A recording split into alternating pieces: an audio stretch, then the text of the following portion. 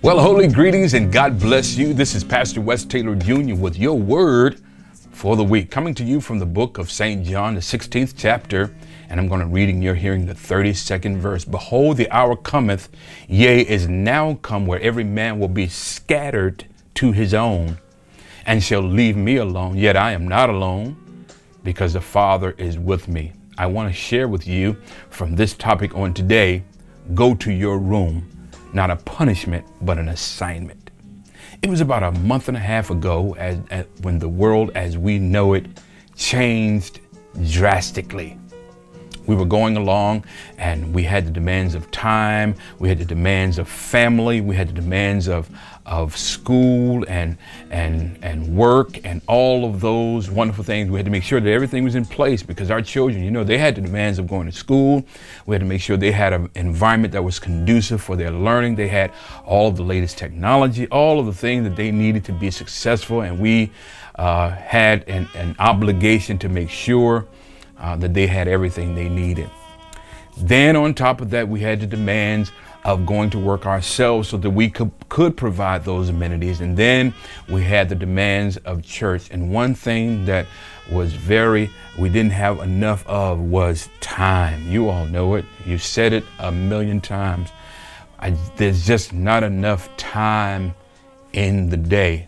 All of a sudden, as we're going along, life as we know it drastically changes because there's this little small virus with the symmetry of suction cups attaches itself to the respiratory system of humans that's able to cause death and bringing sorrow and discontentment and disheartenment and disarray and disillusionment to the whole world.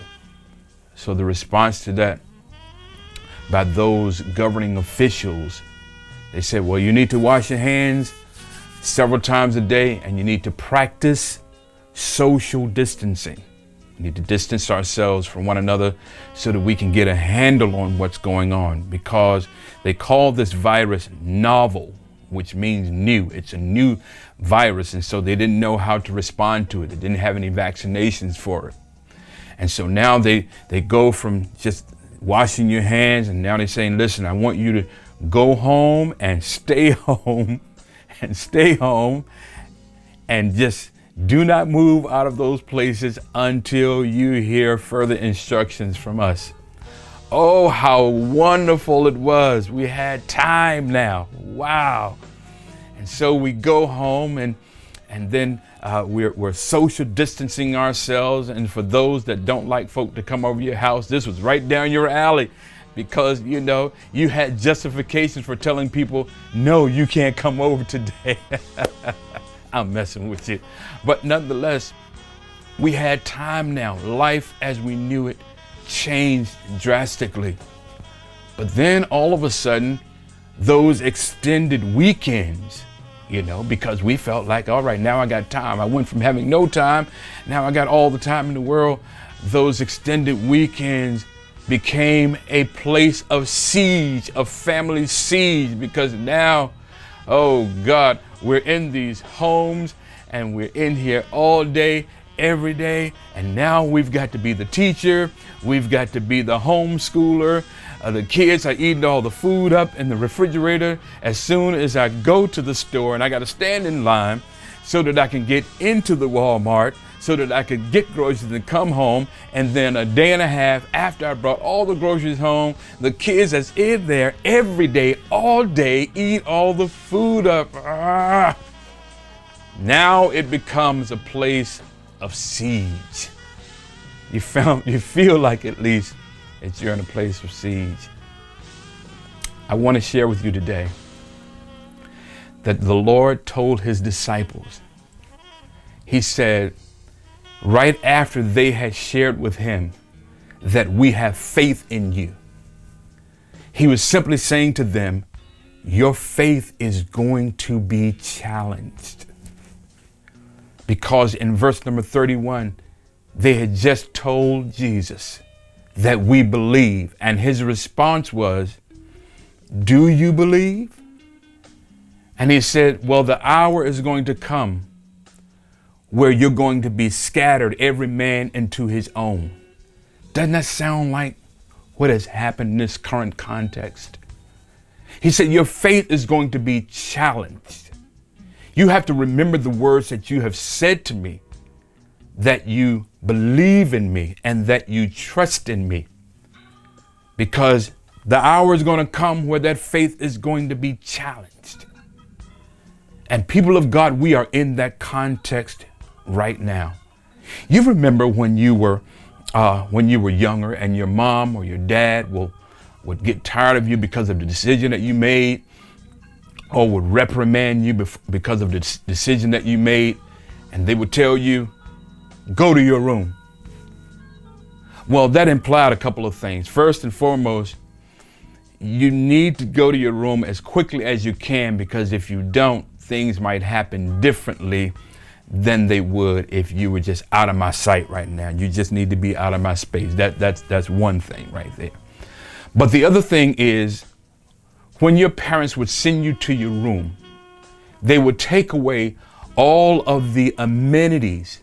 They would take away all of the distractions that may have contributed to you making that bad decision that caused you to be on what would be punishment then. It wasn't so much punishment, it was guidance and direction. The context that we are currently in, people of God, the Lord is saying to us, we have been so distracted with church. We've been so distracted with jobs. We've been so distracted with going from one place to the next until you've forgotten about your relationship with me. When they sent you to your room, it was a place of reflection. It was a place where you didn't have to worry about what you were going to put on. You didn't have to worry about putting on your fake up.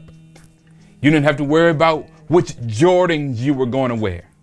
You didn't have to worry about if you're going to wear red bottom shoes, whether your hair was going to be tinted a certain way, what type of a hairstyle you were going to have. You didn't have to worry about any of those things, because all of those things were stripped from you by your parent. In this current context that we're in right now, the assignment that God has given to us is not a punishment. He's not sending us to our isolated places as a punishment, but it's rather an assignment because of the mammoth task that is ahead of us. People of God, we have to understand that we are being prepared for something great. God is on his way back, and he is preparing his jewels. He said, in that day when I come to take up my jewels, they shall be mine. People of God, that day is approaching where the return of the Lord is imminent. Can't you just feel it? Can't you just sense that the rapture is about to take place? And what he's doing, he's sending all of his beloved to an assignment, not a punishment. He's saying, I need you to go to your room. What's in your room? I'm in your room. Because I want you to reflect on my glory. I want you to ramp up your relationship with me. I want you to ramp up your prayer life with me. Oh yeah, we got it all figured out. We know what we're supposed to be doing. But God is saying, no, I'm going to strip away from you all the amenities. You don't have to go out for this anymore because you can't. The stores are closed. You don't have to worry about shopping for any clothes anymore. You don't have to worry about going to this place and going to that place. You don't have to worry about, except for the first responders and those that are essential personnel, you don't have to worry about going to work. Most of us don't have to worry about going to work. God is saying, I'm sending you to your room because there is a mammoth assignment that's coming after this. There's some glory that's coming after this. And what God is saying, when you come out of this, when you come out of this isolation, you can't be isolated with God and come out the same way you went in. When you're isolated with God, there's revelation that comes to you. There is direction that comes to you. there is a peace that surpasses all understanding that comes to you. No, you don't have to read books on peace. All you got to do is spend time with the Lord. He is the Prince of Peace.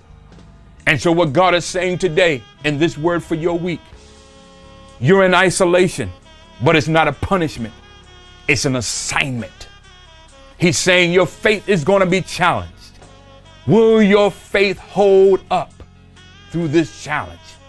Will you be able to still declare, though he slay me yet? Well, I know we preach it. I know we testify about it. I understand that we say it in the congregation of the upright, and we know all the church jargon, but is that thing real to us?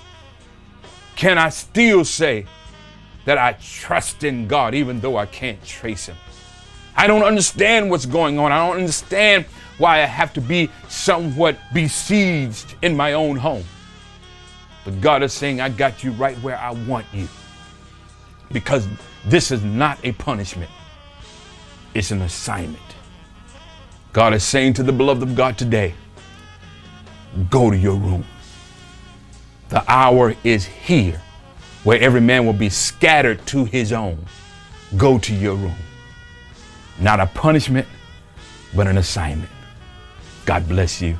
Enjoy the balance of this week with the Lord.